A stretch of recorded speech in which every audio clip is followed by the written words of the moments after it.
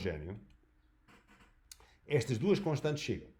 Tá? Já vamos lá chegar. Portanto, a constante E, que é o módulo de Young, para a compressão e distensão, e a constante G, que está associada com esta deformação, mas deformação por arrastamento.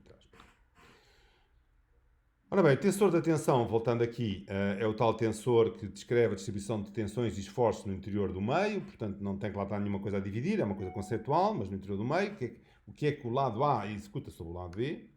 Uma tensão positiva indica que é uma tração, ou seja, está a puxar, e uma tensão negativa indica que é uma compressão, por isso é que a pressão é sempre negativa, corresponde a valores negativos do coisa, porque está sempre a comprimir. O tensor é totalmente caracterizado por 6 componentes, porque é o tensor simétrico, e nós temos em baixo aqui as componentes, temos as componentes diagonais, que aqui põe-se sigma, e as componentes transversais, que aqui pode-se pôr tal. Mas é uma questão de convenção, é uma matriz simétrica. Pronto, portanto, em cada área, não é? Em cada área, para cada ponto, definem-se as 3 componentes do stress, a tal aplicação linear, e o que acontece é que, portanto, nós, para sabermos o valor, fazemos aqui uma coisa meio esquisita, mas que é mais definida assim, que é a componente I da tensão que a parte A faz sobre a parte B, separadas por uma área que está definida por uma normal NJ, é dada por este produto desta matriz. E agora, vamos lá outra vez à álgebra linear. Na álgebra linear vamos dizer, isto é uma matriz 3x3 simétrica, e todas as matrizes com uma propriedade métrica, isto é, que sejam simétricas, hemissimétricas, ortogonais, etc., são diagonalizáveis. Está bem? Pronto, isto é um teorema da álgebra. Então, se são diagonalizáveis, quer dizer o seguinte, quer dizer, para este ponto, uma base, portanto, que é sempre uma rotação da base, bases são ortonormadas, continuam a ser ortonormadas, uma rotação da base original, onde esta matriz escreve de uma maneira que é 0 por todo lado, excepto na diagonal, onde tem valores diferentes, mas estão na diagonal. Portanto, isso significa que existe uma direção das chamadas tensões principais, é que está aqui a direção principal, e a direção principal significa, para esta direção, é coincidente o facto de que, se eu tiver uma superfície segundo esta direção, a força é quase como a pressão, isto é, a força é sempre segundo a normal. Não é para dentro, como é o caso pode não ser para dentro, como é o caso da pressão, que estava sempre negativo, pode ser positivo, mas é sempre normal. Ou seja, nós partimos de uma coisa muito geral, que era uma aplicação linear entre o N e o T. Vimos que, além disso, era por causa do torque, é uma aplicação linear simétrica, é uma matriz simétrica. Depois percebemos que, matematicamente, em qualquer ponto, claro, se for para o ponto distinto, um ponto ao lado, já tem outras direções principais. As direções não têm que ser as mesmas em toda a parte. Mas para qualquer ponto é possível encontrar direções principais nos quais o stress, a força de tensão ou de compressão é sempre só segundo a normal. Não há forças tangentes às superfícies. Pronto, e aí está aqui representado nesta figura. Pronto, então, em resumo, o que é que nós temos? Temos o chamado tensor das tensões, a tal matriz simétrica das tensões. Temos uma coisa para falar de deformações. Nós tínhamos, por um lado, o deslocamento, que era o tal U, não é? Depois tínhamos a derivada do U em ordem ao X, que era a tal deformação.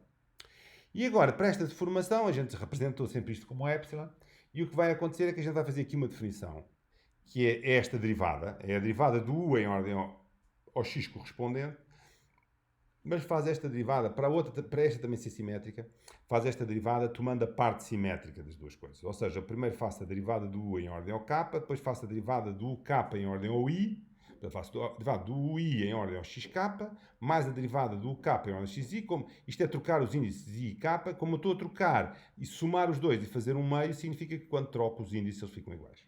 Está bem? Portanto, é a mesma as derivadas, mas há esta coisa que é as derivadas simetrizadas desta coisa. E isto eu chamo de tensor das deformações. Então eu tenho o tensor das forças, tensões, sigma e j, que é uma matriz simétrica. O tensor das deformações, dos deslocamentos, não tem unidades de Newton, tem unidades de centímetro ou milímetro, ou seja o que for. Portanto, aliás não tem porque é um quociente, uma derivada, mas teria. E agora, entre os dois, como é que é? Eu sei que quando eu tenho uma compressão apenas, eu escrevo a força é igual à constante, ao módulo de Young, vezes o deslocamento. Então agora como é que eu faço isto quando tenho uma coisa que tem, na realidade, as forças são uma matriz, os deformações são outra matriz, como é que relaciono uma coisa com a outra? Bom, relaciono inventando aqui uma coisa que tem 4 índices, e aqui com uma certa propriedade é mesmo um tensor, os outros também são, mas isto é um tensor que não se pode escrever por matriz, porque tem 4 índices em vez de ter 2, não é? Uma matriz com 4 índices. E digo, as forças são iguais às somas desta matriz vezes as deformações. Portanto, há mesmo uma relação de proporcionalidade entre as deformações e as forças. A relação é que é um bocadinho mais difícil e tem um grande número de constantes. Acontece ainda que esse número de constantes, no caso de um material homogéneo, se podem escrever de uma maneira interessante. Reparem que o que está aqui também é os deslocamentos, aqui nesta expressão, as deformações e aqui as forças, e portanto estão a ver aqui que estes elementos de matriz, este K, todos os fatores do K que existem podem se escrever em termos de duas constantes. Para um material isotropo, peço desculpa. Para um material isotropo, pode-se escrever em termos de duas constantes. Uma é o mole de Young, é a constante elástica normal. A outra é a constante elástica, digamos, de escorregamento, não é? Cisalhamento, acho que é a palavra certa. E esta fórmula que eu aqui pus é apenas uma relação entre uma e outra que define esta constante μ. Portanto, ou pode-se pôr a fórmula em função do E e do G, ou pode-se pôr a fórmula em função do E e do ν. Isto é verdade. E aqui temos como é que, para um caso do material isotropo, portanto, que não está, digamos, nenhuma direção é diferente das outras, estão a ver, a matriz escreve-se desta forma. Este problema tem também outra consequência, portanto, significa que eu, para caracterizar um material, normalmente, se esse material for isotropo, preciso só escrever lá duas constantes elásticas, está bem? Não é preciso, lá naquela coisa onde o SolidWorks tem as propriedades do material, em termos de elasticidade, tenho duas constantes, se eu for isotropo. E também tenho outra coisa que também convém dizer, que é assim, nós temos aquela noção intuitiva que é, há o yield strength, estão a ver? O yield stress e há o stress.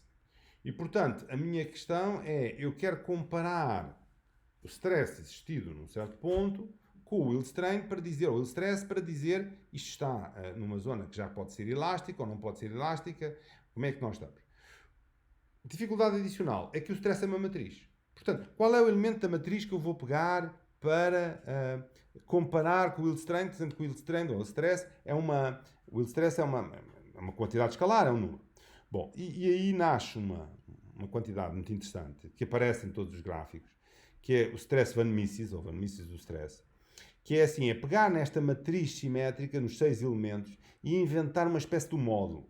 Bom, há muitos módulos para matrizes, não é uma coisa como os vetores. Vetores, enfim, também existem, mas a cartesiana é a mais normal. Para matrizes é um bocadinho mais complicado. Estão a ver que isto tem aqui uma parte com diferenças de quadrados de diferença, e depois outra parte com soma dos quadrados da diagonal, depois um fator entre o outro. Portanto, não é trivial, mas é esta quantidade escalar, porque aqui desapareceu a partir do momento em que se faz esta fórmula toda, já entraram lá todas as constantes da matriz e, portanto, já só dá um número, e é esta quantidade que tipicamente se compara com o yield stress. Ou esta quantidade é mais pequena que o yield stress e dizemos que está com uma certa margem de segurança, não vai haver digamos, uma fadiga muito grande do material, ou esta quantidade é maior e temos que refazer o desenho ou alterar o desenho de alguma maneira. Ok. Ora bom, então temos deformações, forças, constantes que relacionam uma coisa com a outra, mas ainda não temos as equações de movimento. Quer dizer, esta coisa tem forças, tem massas, também sabemos que tem isso, mas então como é que isto se mexe? Qual é a constante de movimento? Qual é o F igual a MA? No fundo a pergunta é esta, qual é o F igual a MA? Bom, e então temos que dizer de um lado a força, do outro lado a massa vezes a aceleração. Então, pegamos também num volume conceptual do nosso sólido formável e vamos dizer assim, então que forças é que estão aqui a ser aplicadas? Ora, estão as forças que são aplicadas na superfície. Por toda a superfície deste volume estão a ser aplicadas forças, já percebemos que não são só pressões, mas resultam da stress, e estas forças são os sigmas vezes os R's. Portanto, está o resultado da aplicação linear entre os normais e a matriz de stress. Isto é a força aplicada na superfície externa. Mas, no nosso caso, imagina, tem uma coisa que é a gravidade. A gravidade quer dizer que também há uma força aplicada como elemento de volume, isto é, em cada elemento de volume interior a isto também há uma força. Então, há umas forças de superfície, que têm a ver com o tensor de stress, há umas forças de volume, está bem? Isto são as forças, está arrumado no F. E agora o MA. O que é o MA? O MA, como isto, pronto, tendem a ser coisas que a gente tem a poder cancelar os volumes de um lado e do outro, é a massa. A massa é o integral da densidade vezes o volume, está a ver? E depois vezes a aceleração. E isto pode-se escrever aqui assim, isto é uma espécie de momento, mas aqui estão a ver a derivada, esta zona aqui é a derivada, e aqui estão a ver a velocidade. Portanto, a derivada da aceleração. O que está aqui escrito do lado direito é a massa vezes a aceleração, escrito desta maneira como está aqui em cima, posta assim. Pronto. E, portanto, temos aqui o F igual a ma. O F envolve forças de superfície e forças volúmicas, a aceleração envolve uma derivada do campo da velocidade. Pronto. Agora queremos, de alguma maneira, passar esta equação que está numa forma integral, porque diz assim, em qualquer volume fechado e tal, uma coisa bem definida, aquilo é verdade, para uma equação que seja diferencial, isto é, que eu não tenha que andar a pensar que a equação é diferente conforme o volume é diferente. Se o volume for um paralelepípedo é uma coisa, se for uma esfera é outra. A equação é a mesma, mas tem uma aplicação, tem uma expressão diferente. Portanto, para passar à equação diferencial, eu digo assim, isto tem que ser válido para qualquer volume. Não é? Mas fico com um problema, que é, naquela equação anterior, havia volumes e havia superfícies. Então tenho que ter aqui uma coisa com volumes, tenho que ter aqui uma coisa com superfície ao mesmo tempo, e depois para todo e qualquer é um bocadinho esquisito. É para qualquer volume e para qualquer superfície que é a boundary desse volume. Então o que a gente faz é aplicar o chamado teorema de Gauss. A gente diz assim, onde está aqui assim este integral de superfície? Na realidade isto é o integral de volume da divergência. Pronto, é um bocadinho mais complicado por causa dos índices, mas na realidade é como está aqui. Passa a ser o integral de volume da divergência. A divergência que aqui está é derivar em ordem às coordenadas e depois, como é a divergência, é o sigma xi em ordem à derivada x mais o sigma yi em ordem à coordenada y mais o sigma zi em ordem à coordenada z. Pronto, portanto é mesmo uma divergência. Eu fico aquilo a multiplicar por um volume agora, não é? Porque é o teorema de Gauss. E já tenho volumes nesta equação, só tenho volumes, e tenho volumes à esquerda e volumes à direita. Então, se é qualquer volume, portanto, eu integrar uma quantidade e dizer que essa quantidade, portanto, se eu passar aqui, por exemplo, do membro direito para o membro esquerdo, o que eu estou a dizer é que esta diferença fica zero. Se eu integrar uma quantidade e essa integral for zero, isto não diz muito sobre a quantidade. O truque aqui é que integra a quantidade por qualquer volume possível. E a única maneira de ser sempre zero, para qualquer volume possível, é o integrante ser zero.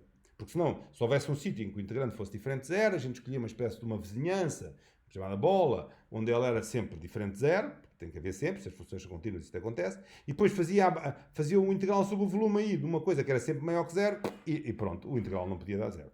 Portanto, o facto de ser sobre qualquer volume implica que o integrante seja igual a zero, e portanto nós temos então aqui embaixo a equação de movimento. É uma equação que diz que a divergência, um bocadinho generalizada, do tensor das tensões, mais as forças volúmicas, é igual à densidade vezes a aceleração, vezes a derivada das velocidades. Qual é a condição de equilíbrio? A condição de equilíbrio que nós vamos estudar em termos de simulações é pôr as velocidades iguais a zero, porque isto está parado. E, portanto, ficamos com esta equação, que é uma equação sobre as divergências do tensor das tensões mais as forças volúmicas.